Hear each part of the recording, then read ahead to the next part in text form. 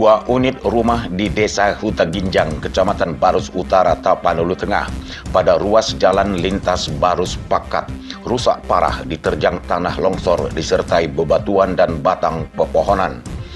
Akibat cuaca ekstrim hujan deras yang melanda wilayah Tapanuli Tengah sekitarnya pada 11 November lalu, juga terjadi banjir bandang akibat luapan sungai Aek Sarasa yang melanda 90% desa Sigambo-Gambo, Kecamatan Barus, serta bencana alam tanah longsor di Barus Utara. 1 unit alat berat dan 2 gergaji mesin dikerahkan untuk membantu warga yang berupaya membersihkan material longsor dan batang pohon yang jatuh hingga ke jalan lintas. Kerugian diperkirakan mencapai ratusan juta rupiah.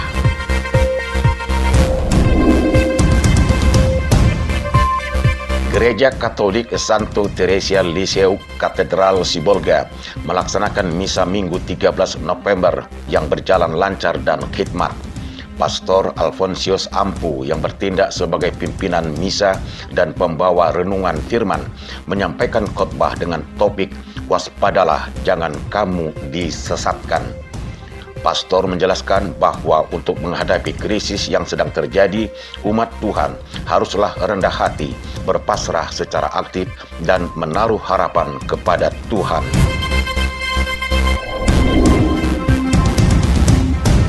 Kapolres Sibolga AKBP Taryono Raharja bersama pejabat utama Polres Sibolga menyalurkan bantuan sosial sembako dari Mabes Polri dan Polda Sumatera Utara.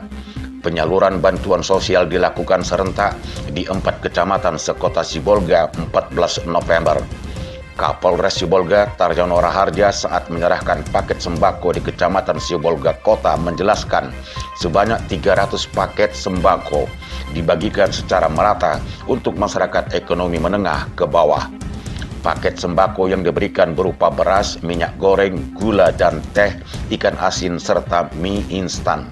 Diharap bantuan tersebut dapat dirasakan manfaatnya bagi masyarakat di tengah kelesuan ekonomi saat ini.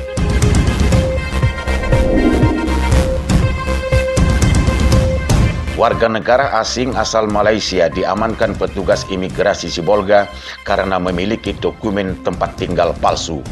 WNA dimaksud Azrin bin Basah, 41 tahun, telah berumah tangga dengan warga negara Indonesia, ditangkap pada bulan Oktober lalu dengan data kependudukan Malaysia, beralamat di Jalan Bengali, Pulau Penang, Malaysia. Kepala Kantor Imigrasi Sibolga, Saroha Manulang, didampingi Kepala Divisi Keimigrasian Sumatera Utara, Ignatius Purwanto, dalam konferensi pers pada 15 November mengatakan pelaku telah dikaruniai 3 anak dan mereka kini menetap di Kelurahan Padang Matinggi, Kecamatan Panyabungan Utara, Kabupaten Mandailing Natal sejak Maret 2012.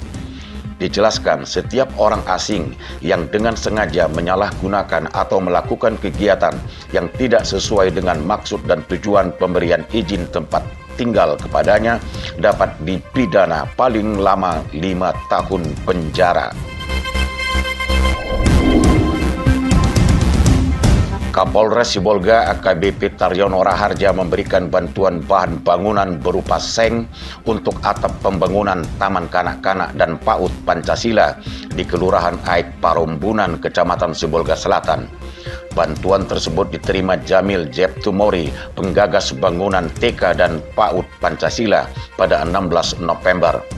Jamil menjelaskan pembangunan TK dan PAUD tersebut diperuntukkan bagi anak-anak kota Sibolga yang kurang mampu untuk dimanfaatkan sebagai tempat pra-belajar sebelum memasuki sekolah dasar.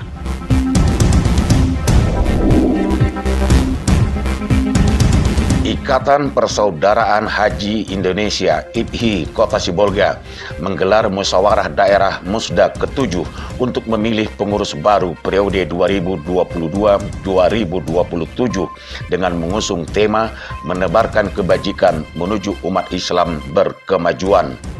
Musda dilaksanakan Kamis 17 November di Aula Rumah Makan Tamrin dan dibuka oleh Sekretaris Daerah Yusuf Batubara.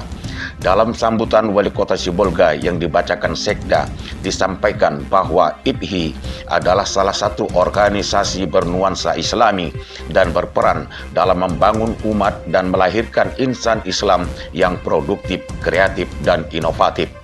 Selain itu, IPHI diharap berperan aktif di tengah masyarakat dan menjalin kerjasama dengan pemerintah sebagai pelopor dan perekat keberagaman umat beragama di Kota Sibolga.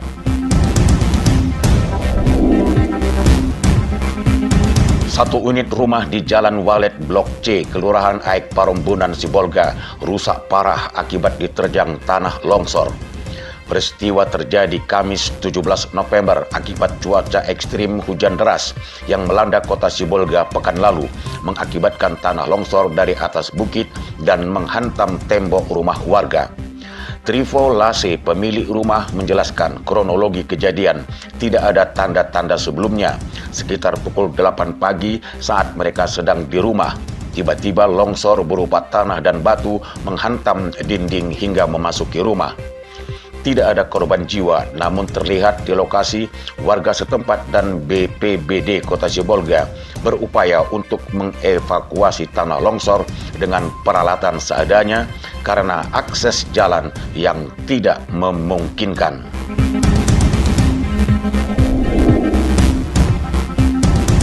Ibadah sholat Jumat 18 November di Masjid Miftahul Jannah, Kelurahan Sarudi, Kecamatan Sarudi, Tapanuli Tengah, bertindak sebagai khatib dan imam Ustadz Aswad Panjaitan.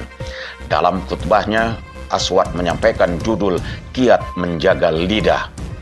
Dijelaskan, terjadinya perpecahan di antara satu kaum banyak disebabkan oleh orang yang tak pandai dalam menjaga lisan yang keluar dari lidahnya, sehingga terjadi perang mulut di antara satu kaum. Sebaliknya, jika seseorang dapat memelihara dan mampu menjaga lisan adalah merupakan ciri-ciri orang yang bertakwa. Dengan demikian, tidak akan menimbulkan perpecahan dan konflik di antara suatu kaum. Edi Prambudi, Tim Liputan dan Dokumentasi N2 STV.